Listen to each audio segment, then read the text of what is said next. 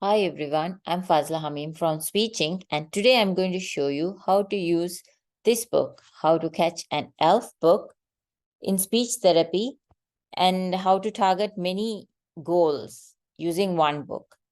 And this will be with regard to my How to Use One Book to Target Many Goals series.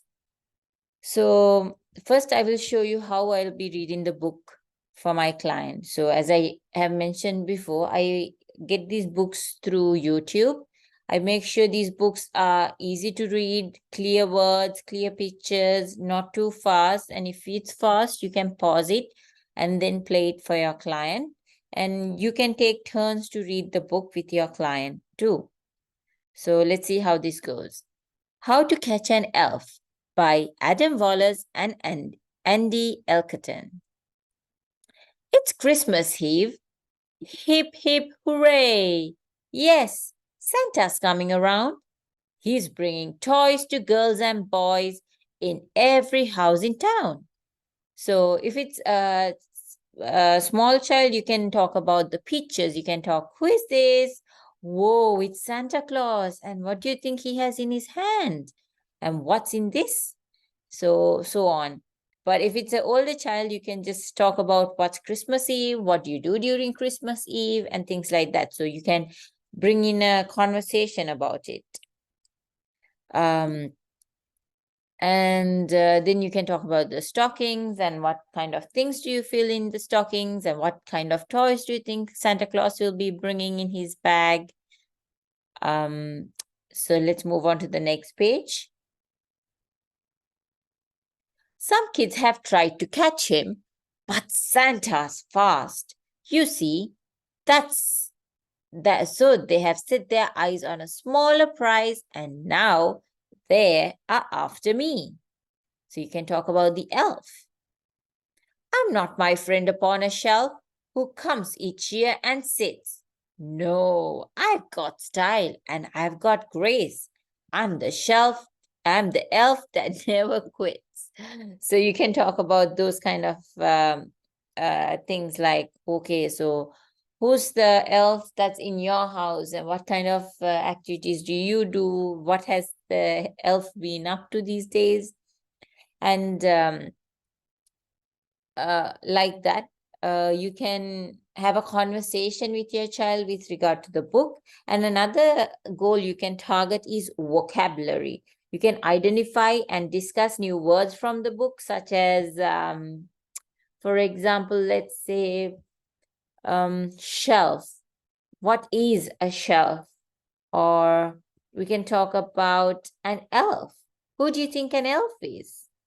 So you can encourage the child to use these words in sentences. And another activity you can target is sequencing. So as I mentioned before, you can either print out pictures or make puppets out of these pictures, and ask the child to retell the story to you. And you can use these pictures as a guide, or you can ask the child to draw if the child loves to draw, or if your child can write, the child can write sentences as to what is happening in the story. Another goal you can target is articulation. So target specific speech sounds by finding words in the book containing these sounds. Practice saying these words correctly. So for example, if you're working on a sh sound, you can talk about shelf or things like that. Another activity you can target is grammar. Identify grammatical structures and work on creating sentences with similar structures.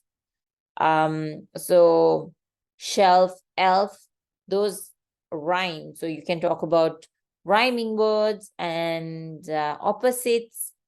So things like that. Another activity you can target is inferencing. As I said before, what do you think this elf is feeling? How do you think the elf, what do you think the elf will do next? And so on. Another activity you can target is questioning. So as I mentioned before with the Santa Claus and the pictures, you can ask, okay, so what's in Santa Claus's hand? What does Santa Claus wear? what is Christmas? How do you celebrate Christmas? And things like that. So these kind of comprehensive questions will help the child's expressive language skills. And I always mention this thing that I have mentioned 6 different types of goals you can target using this one book. But adapting activities to specific speech goals will enhance the therapeutic experience. And all these goals should be according to the child's interest, and it depends on what the child's interest is on. So if the child likes to draw, as I mentioned, if the child likes to draw, you can ask the child to draw. If the child likes to paste things, you can ask the child to do some crafts and activities like that. So remember, speech therapy doesn't have to be boring, and it doesn't have to always be on a table. It could be in the garden, on the ground, or somewhere standing, and so on. But always remember, follow the child, and you will have a successful session.